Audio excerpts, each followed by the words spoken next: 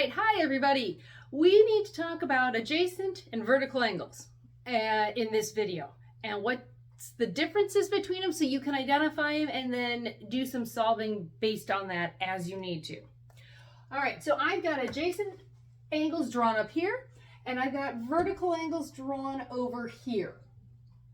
So let's take a look. First, in this one, we have adjacent angles, so they share a side and a vertex. Now, what you got to think of is two smaller angles coming together to make a larger one.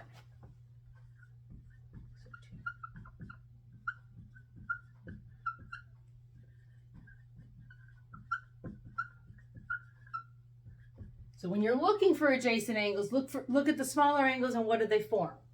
And they share a side and a vertex.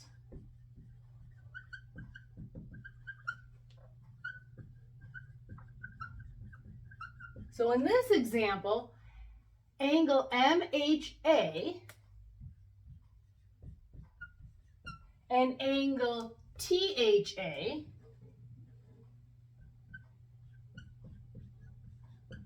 are adjacent.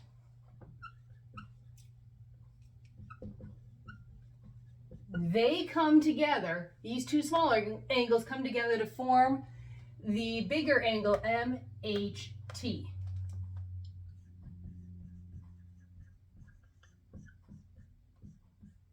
Another way we could say this is you see the little numbers here, they don't have degree symbols on them. So that means that we're naming the angles with these numbers.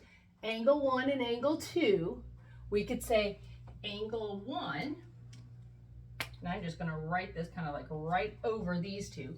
MHA is also angle 1, and THA is angle 2. Angle 2 are adjacent and form angle MHT. So those are adjacent angles. They come together, two smaller angles come together, share a side in the middle and a vertex, and make a larger angle. Then over here we have vertical angles. Now, as we look at the vertical angles, remember, they are ones that are across from each other. There's another angle in between them. Okay, so as we look at these, we could look at it and say angle ARP and angle IRL are vertical angles. They're across from each other. So vertical angles across from each other. Not next to each other like adjacent angles are next to each other.